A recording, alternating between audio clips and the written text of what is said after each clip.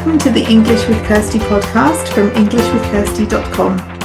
I'm Kirsty, and I support multilingual professionals to discover their voice in English. On the podcast, we talk about language, learning, and intentional communication. We hear about my guests' language journeys and share tips that help you communicate in a way that makes sense and sounds like you.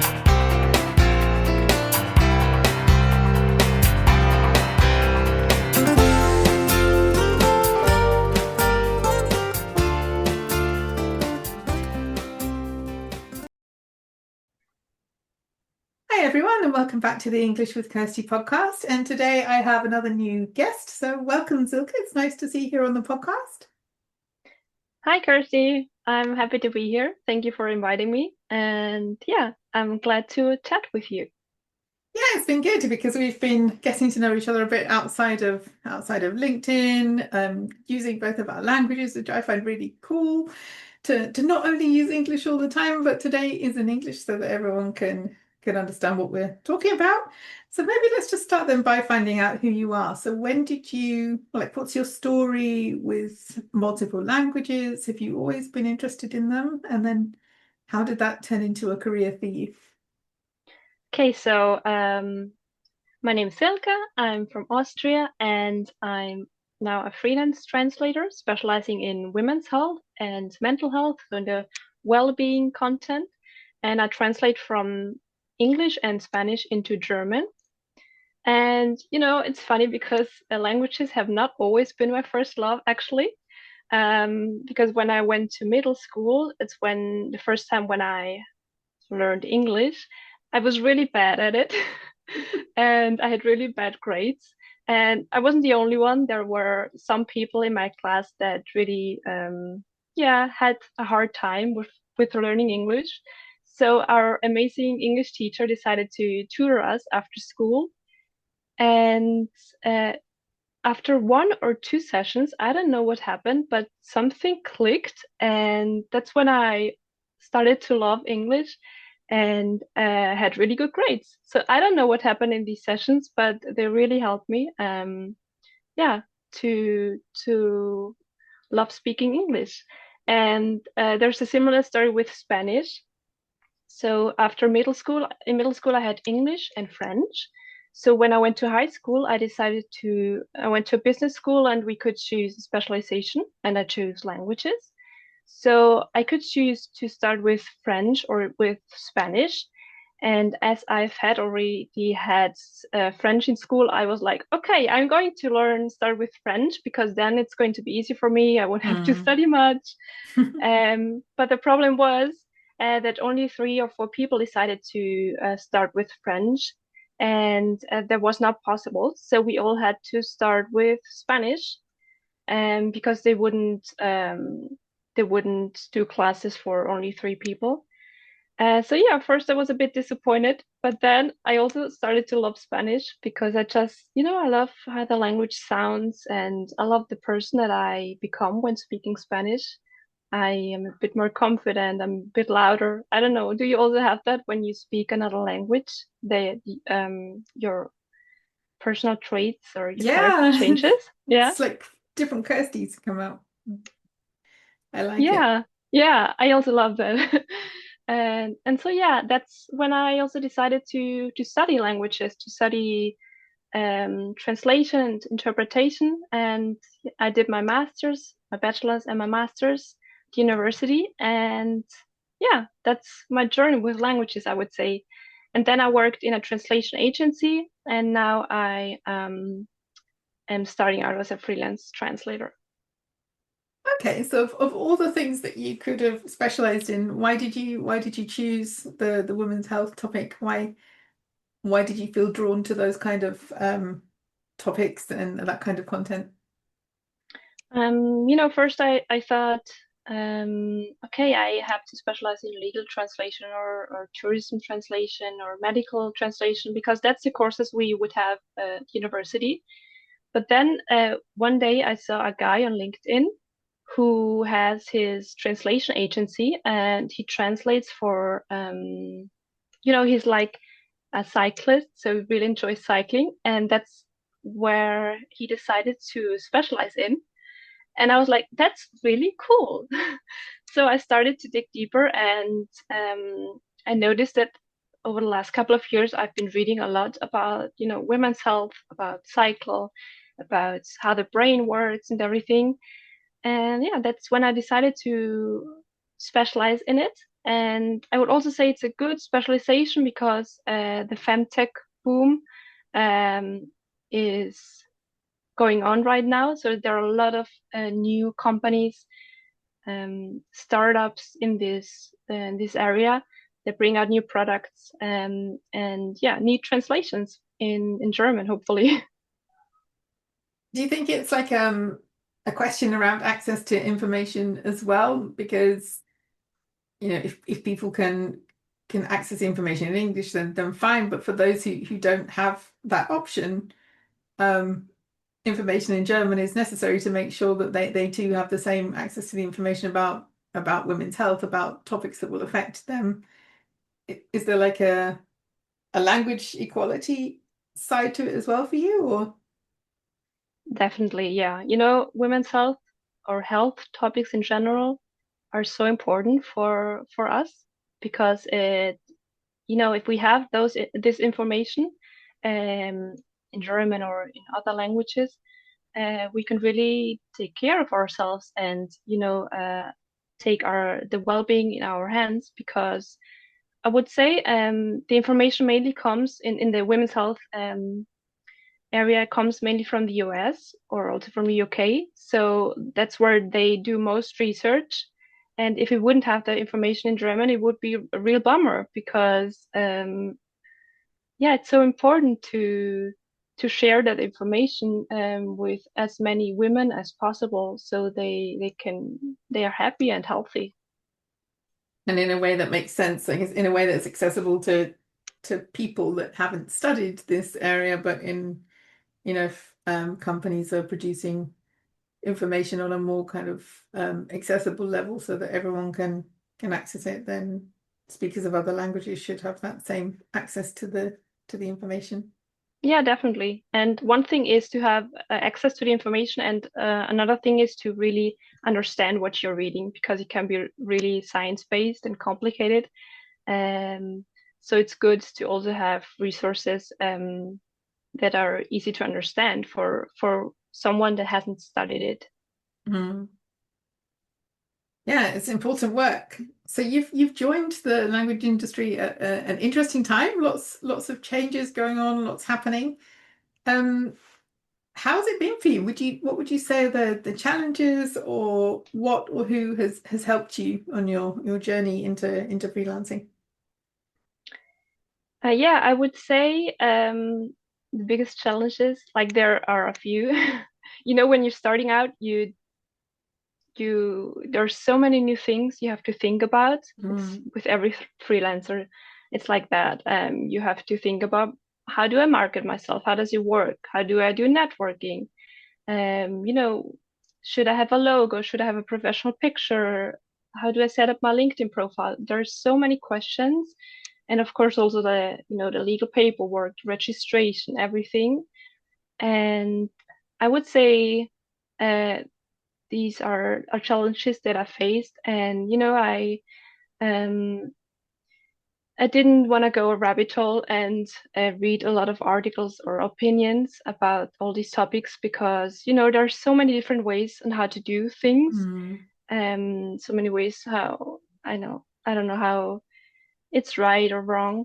Um, yeah, so I would say it's like the whole, everything. That was really like at the beginning a real struggle for me.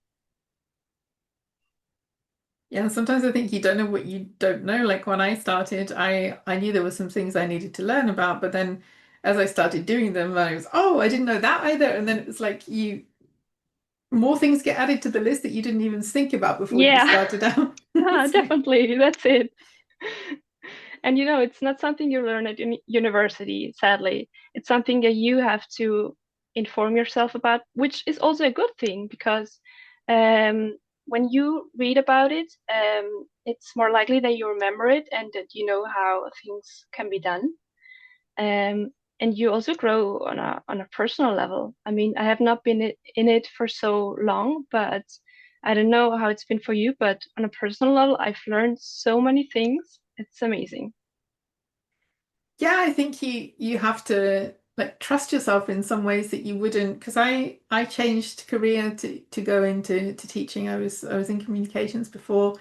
Um, and for me it was like getting this whole new identity as a freelance person. It was like I was kind of comfortable where I was. I wasn't entirely happy where I was, which is why I became a freelancer, but I knew people, people knew who I was. I knew where to get the information I needed. I was kind of comfortable. And then when I started out on my own, I didn't have any. I mean, I had history like teaching classes because you teach what you're training to teach, but I didn't have a history behind me of being a language teacher. And then um, some of the security that I felt in my other role, I kind of had to build myself up again, like knowing I can do this and I do know what I'm doing. Right at the beginning, it was like I found myself saying like, "Oh, I used to be," and then saying what I used to do. Like, that's not what I do now. I have my own business. And it was kind of learning to discover this part of you that's very new. And yeah, that took some time. And I realized I could do things that at first were felt kind of scary. And then when you start doing them and you do them more, then you realize like, okay, this is becoming normal now. I can do this. Oh, that's nice. Yeah, it's like you have to become kind of another person, or act differently and remind yourself every day that you can.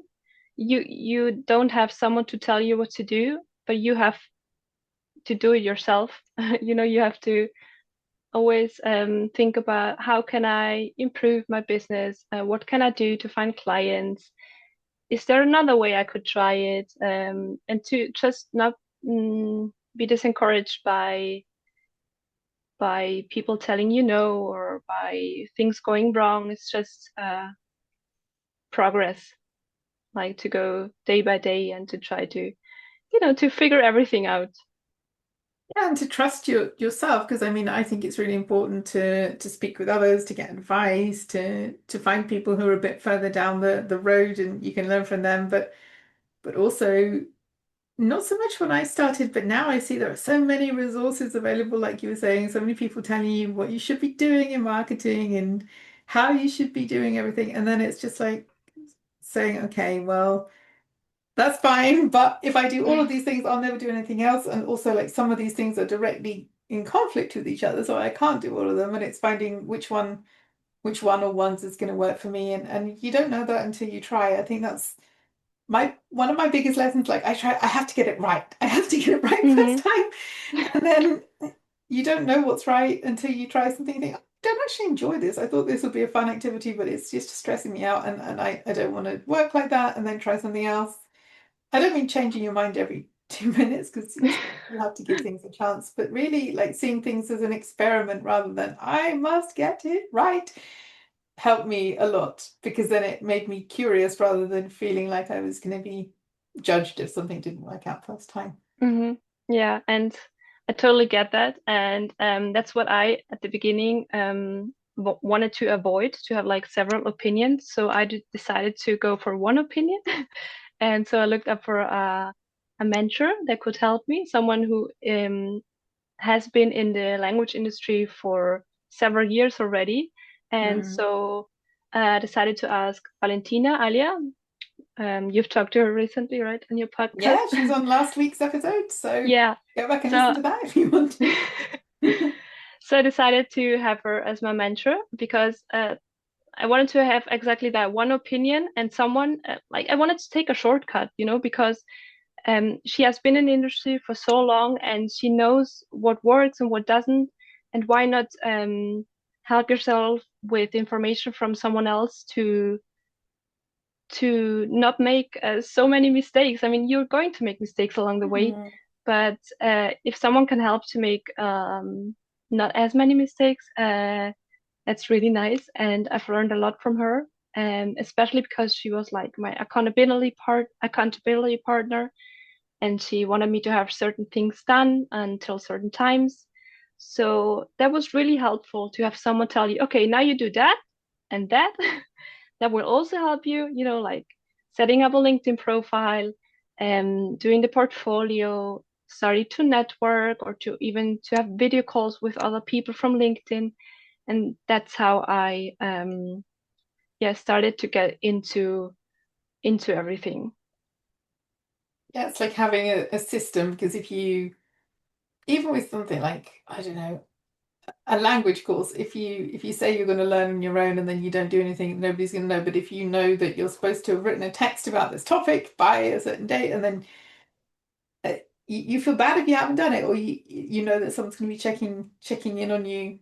Because I haven't done a business mentoring program in that sense, but I sometimes have accountability sessions with other professionals, and we say, okay, by next time we meet, I'm gonna have done this, and the other person will do the same, and then you've got someone to ask, like, did you do it? No, and then it's not the end of the world, but it's like the part of you that wants to get things ticked off the list is more likely to do it when you know that there's someone asking you.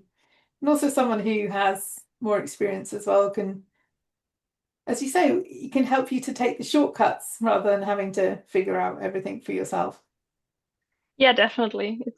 It's so useful to have someone by your side or someone accountability partner that just tells you or asks you about how you're doing with your things, if you finished something. And that's also I started a peer group recently with other translators starting out, and we meet once a month.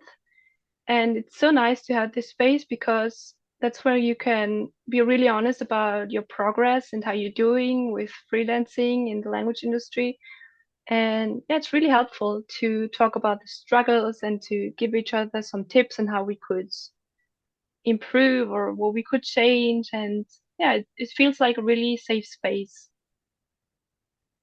Yeah, and I think that's an important thing that you've just touched on there. It's something that I didn't do at the beginning, and it took me quite a long time to realize it was a good thing to do. And then I had a few different attempts at finding what worked for me. In the end, I did pretty much what you've done. I created my own, but like finding community is so important, but it can be hard to know where to start. So I think it's interesting that you've been proactive there and you said, okay, I'm going to set up this peer group and find people in a similar situation who want to network with others. Yeah. And it's, you know, I remember I posted about the peer group because I wanted to ask people about who wanted to join. And there were like more than 50 people interested, and that really shows that that's something people are looking for, to have a Yeah. group where they can just talk about everything. Yeah, people are looking for connection, I think, especially when you have a role that means that you're working alone. I think sometimes, I mean, I used to work in a big office with too many people and I did not enjoy it. It was just like sensory overload for me and I wouldn't do that again. But at the same time, I don't miss that, but I was missing people to bounce ideas or people to ask, like, how did you deal with this? Or just to say, yeah, I know how that feels. Or Yeah, yeah, exactly. Like the human connection is so important. To have someone that goes through the same thing as you, it's like another kind of connection you have with the person. yeah, and you're doing that in your second language as well, is that right? It's an English network that Yeah, you've set up? yeah, we do it in English because people are from everywhere, from Italy, from Greece, from Germany, from the UK. So it's like a really mixed group, which is fun. Yeah, and it's also um using your other languages. Like for me, everything seems to be in English, so I'm looking for things that are not and like trying to go and join them. I haven't set up anything that isn't in English yet. Maybe oh no, I have. I've got the German group. So yeah, I have that too. For me, although I'm not a translator, like I do want to use my other languages as well to be part of my business and marketing and also to use them at events. So it's nice to have that alternative sometimes to not only be using my first language. It's nice that you also want to use your other languages to reach other people and to improve the language yourself, right? And to find the business Kirsty in German, like because having a chat with your friend is not the same as talking about what you're going to do in marketing next year. It's it's different vocabulary. It's and I want to be able to talk about my business, my goals, my services, like what people can how they can help people, all these things. I need to be able to have those conversations in ultimately all of my languages, but German is the one I'm starting with because it's the least terrifying. Mhm. So It's good to start with that one to get out of the comfort zone, right? One yeah, language at a time. yeah, one step at a time, one language at a time, and then yeah, like I can see why that you didn't do it for that reason, but I can see why, like for you, it makes sense to do that in English because then you're bringing people together and you have this common language, which is English, and then everyone can participate.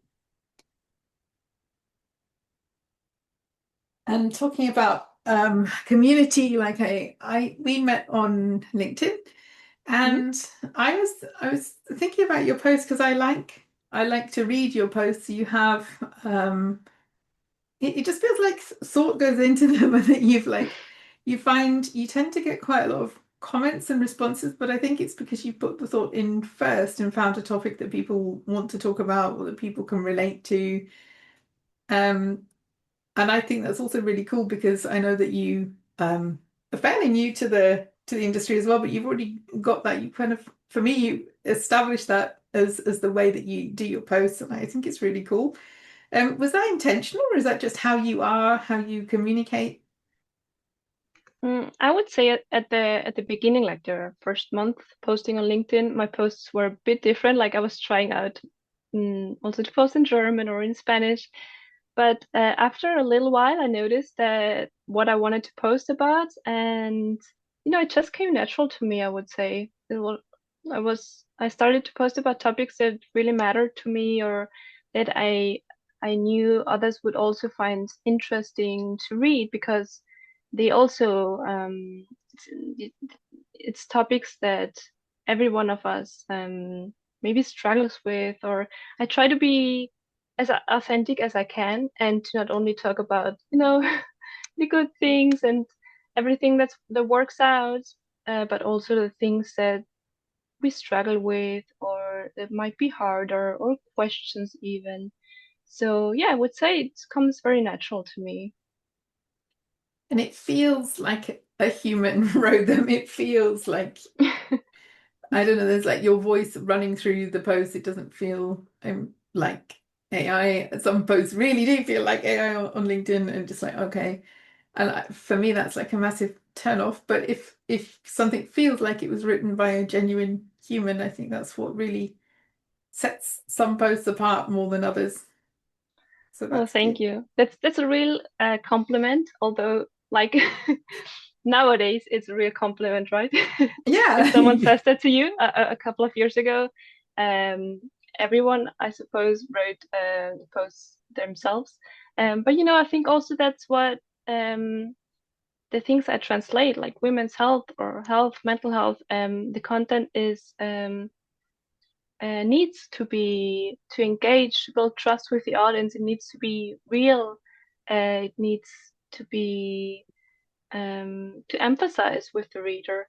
And so that's why I think it's also so easy for me to write the posts and to have people engage with it. Yeah, because I don't know how that feels to read a poor translation in terms of something medical, health related, because, my first language is English, and most of the time, this kind of content isn't translated from another language into English. I've seen it with Mm, some beauty beauty products, maybe like some very questionable translations, like, but nothing related to health or. And I think that must be the quickest way to destroy trust if it's something that is important to you and that you care about, and then you see like a really bad job done with the translation. That must really. I think once trust has been lost, it's really hard to get it back. It takes time to build trust, but if somebody destroys it, then it's really hard to get the trust back. yeah, definitely. And it's a shame, if maybe companies or people use AI to translate their content, especially in these settings, which are so important. Um, And like you said, when you read it, you just feel that something is off, that something doesn't Mm. sound like you would say it normally in German. So that's when you notice, okay, I'm sure they used AI. So how can I trust them with their product or with their service if they didn't use a human translator to use their content, Yeah. to translate the content. Yeah, it takes a long time to rebuild trust if that hasn't been done. And you haven't got that human touch to know what just sounds weird or doesn't sound right. Mm. And so in terms of the content, is this something you enjoy? Is it a good part of your week when you're creating LinkedIn posts, or do you like writing them? Yeah, I do. I enjoy them. Sometimes I write them beforehand if I have a lot of ideas. I can write like six or eight beforehand. But sometimes I also don't want to force it. If I don't have an idea, I will wait a couple of days and then always there's always something that comes up that I can write about. And that's yeah, because I want my posts to be authentic and I want to not force myself. Hmm. Yeah. What about you? Yeah, I like creating content that is um inspired by stuff that happened. Like sometimes I have an idea and I'll write about it, but a lot of the time I've noticed the ones that I've got more comments is when I've been telling a story. Um, and as a kid, I never liked writing stories. I kind of liked more factual stuff maybe, but like I'm not creating stories, I'm telling true stories. And that somehow connects with people. So I quite enjoy, I think what I really enjoy is when a post generates conversations because yeah, sure, I like likes. If I can see the likes number going up, like yay, people like my picture or whatever. But when if I get a post that gets more comments, then I feel good about that because then I can start conversations. So it's like I do like writing, but I also like it when a post starts conversations and maybe they carry on in a private message or maybe they happen on the post. It doesn't matter, it's still a conversation, but that's sometimes when I feel like I succeeded because I got people talking and then we find out about each other, and for me that's a kind of networking as well. You learn about other people, learn their stories and find that you have things in common, and none of this is related to like the sales stuff that people think that the LinkedIn is for, but I don't believe LinkedIn. I mean, sure, I am really happy when I find new clients, and nowadays most of my clients do come from LinkedIn, but I think that happens because I'm I'm putting the work in, building relationships, trying to build trust and authenticity, and like not just thinking like buy my courses, buy me, it's like I think it happens if people want to engage with you. And I think that's what I like about the content creation, that it's like starting conversations. Yeah, that's true. That's really nice. And I also feel like on LinkedIn, the language industry group community um, is also very nice, and they like Mm, to engage with each other's post. And yeah. as you said, when you post about your story, it's just something people can relate to easier. And I also love that when like you post something and people comment on it, and then you start a conversation in the chat because you want to talk more about it with another person. That's like really nice to have that real human connection there. And although it's like it starts with writing, it can already feel like a true connection, right? Because you have something in common and you talk about it. You even open up a bit about it. So it's nice to have to do networking that way. Yeah, because it can totally be through comments, or maybe you decide to have a virtual coffee with someone, or then you start following them and then you see something they post and that's interesting and then you start another conversation there. I think it's very, when it's organic like that, it's more meaningful because I know there are people using bots to write their comments too, and sometimes I see them like, ah. am I going to engage with that? I mean, if it's not offensive, I don't remove it, but it doesn't make me feel inclined to start having a conversation if it follows this very generic um, AI pattern for commenting. But if you can see that somebody's like taken the time and thought about a comment that they want to leave, and then that feels good. It doesn't have to be in a big conference setting. Not that there's anything wrong with them, but like networking can take so many different forms. It can be written, it can be just two people in a Zoom room, it can be, I don't know, going for a walk somewhere if you live close enough to them. It can be all kinds of stuff, but it can be whatever it needs to be for us. And I think sometimes we forget the freedom we have. Like we have a lot of responsibilities as well if it's your business, but also we have a lot of freedom to decide what's going to work for us. Definitely. The best part is when you finally meet someone in real life that you've been chatting with for a couple of months or had video calls with. It's so nice to finally meet that person. I recently had that actually, that I met a girl. She went to Alicante to be on vacation. And yeah, we finally met. It was really nice because we immediately had something to talk about because we have the same job. So it's really a really good way to go about networking in a human way. Yeah, I did it last year as well. I went to Berlin and I was there and I told a few people that I was going, and then there were people that like colleagues. I went to an event, I went to a lock lunch, and then I also arranged to meet with some of my clients that I've known for a really long time, some of them. Not all at the same time, it was spread out over a couple of days, but it was so nice to meet people in person that I felt I knew them really well. And we'd working together, we share different things about our businesses, our lives. Like I felt like I Hmm. knew quite a lot about them and them about me, but we'd never actually met. So when we finally got together to do that, that was really nice. So I hear lots of like LinkedIn bashing sometimes, but I think it's a tool. It's how you use it. And yeah, there is some like really stupid content on LinkedIn, and I don't need it in my feed either. But there are also some really nice people, and it's about deciding what you want to see in your feed and what Hmm. you want to have in your life, what kind of energy, and avoiding things that don't do you good. Like if something is not, if it's like triggering for you, or if you don't want to see it, then unfollow, whatever. But we do have the power to collate our feeds as to how we want to see them. Definitely, we decide which way we want to use these platforms, or even as you said, which people or the people we are following there, and if it's content that is negative or doesn't do us good, then yeah, we just can unfollow them, Yeah. and we don't have to go through a rabbit hole and start to feel pessimistic about the world, about AI, about our jobs.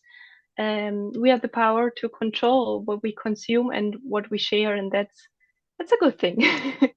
Yeah. What kind of discussions we spend our time in, and yeah, and finding new things as well, like different perspectives and things I hadn't thought of. I enjoy that as well, talking with people. But yeah, so it sounds like you're having a good time. Do you have any advice that you would give to anyone who is maybe just finishing their education and thinking about starting out as a freelancer, or anyone who's like career changing? Because that happens too. People are doing something else and then they um, maybe an in-house position, maybe they want to go freelance. Do you have any advice for those first weeks, months? Yeah, definitely. I would advise them to start posting on LinkedIn to, to show who they are, to show what they offer, to talk a lot with experienced translators if they wanna, work in the translation or in the language industry, to talk to people, to just write them on LinkedIn. They won't bite. Mm, um, to ask honest questions because most people are willing to share their advice, and yeah, it will be a shortcut for you because why should you make a lot of mistakes if there are people that have already figure them out, and why shouldn't you use the information to build your business. And yeah, and another advice would be, I know it's scary, I know it's new, but get out of your comfort zone as often as you can.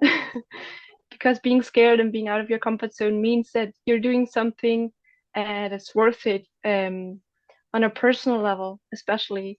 And if you have your more confident yourself, then you can also put that confidence in your business, and you can better show what you sell, or what your services are, and what you love doing.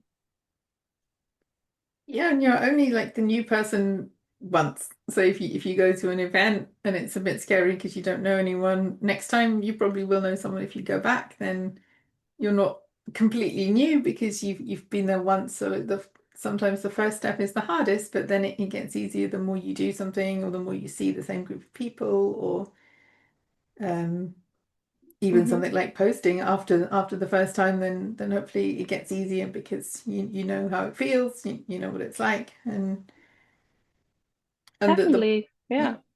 Yeah, sorry.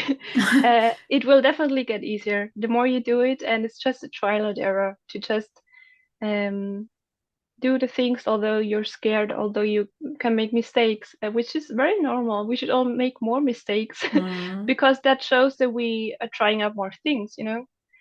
So, yeah. And because of the question you asked me, I would also advise everyone who's new to look for a peer group, to look for people who are in the exact same situation, because then you together you can go through the situations where you might struggle, and to just, exchange your ideas and talk about your emotions. That's, for me, it really helped me to do this. Yeah, and it could be things that you maybe don't want to admit to somebody who you think has got a lot of like somebody in the Yeah, same.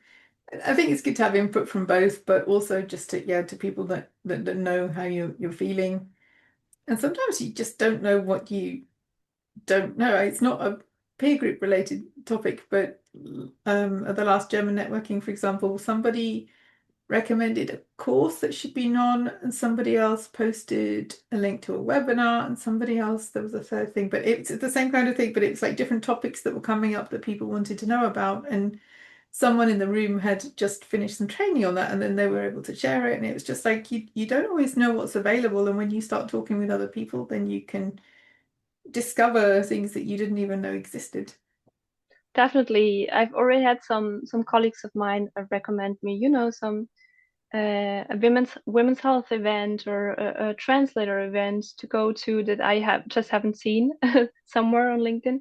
So yeah, it was really helpful, and I'm glad that, because when you interact with more people, they also have you in mind, and then when they see Hmm. an event that could be useful for you, they are going to write you about it, and yeah, that will also help you with everything to become better. And yeah, Both in your language pair and people who are doing similar work with different language pairs. I guess both are helpful because some will give you local stuff that's going on or local events.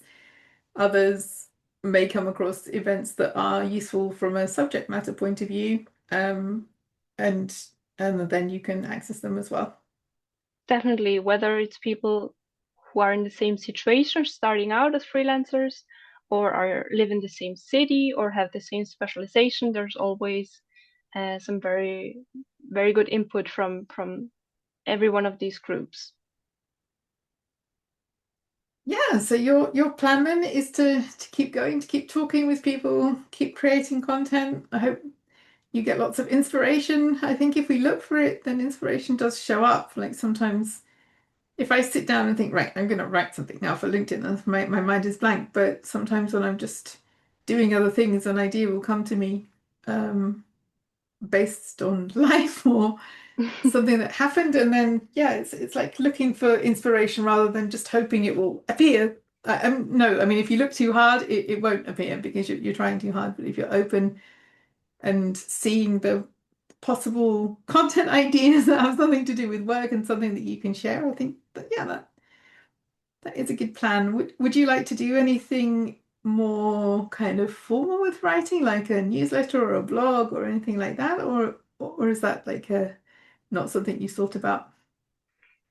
I mean, I could imagine doing it in the future, but right now I really want to focus on, on LinkedIn, on posting there regularly and finding clients that way and engaging with Mm. posts from others. Yeah, that's where my head is right now, mainly. Yeah. And as you said, I also feel like inspiration comes when you don't expect it, and when you take a walk or when you clean the Yeah. dishes, then you suddenly have an idea to write something about. And so yeah, that's nice. Yeah. So keep doing it. I look forward to reading more of your posts. Thank you for coming on the podcast and for telling us about your experiences. I think sometimes we can hear a lot of like really negative stuff going around on LinkedIn, but I think it's really nice to hear from somebody who's positive and who's getting on with, being visible, looking for clients, creating good content. And if people want to connect with you, then the best way is LinkedIn, right? I'll add your link to the page and they can connect with you and find out more about you there. Definitely, yeah. LinkedIn is the page where they can find me best. And yeah, thank you, Kirsty, for having me here and for helping me share my voice and my experience. It was really nice talking to you. Great. Well, maybe we'll find another topic in the future and you can come back and join us again. But for now, thank you for being here. And yeah, it was great to hear your experiences. Thank you. I hope you enjoyed this episode of the English with Kirsty podcast. If you have any questions or comments, my email address is kirsty@englishwithkirsty.com, or you can go to www.englishwithkirsty.com/podcast, where you'll find information about the individual episodes.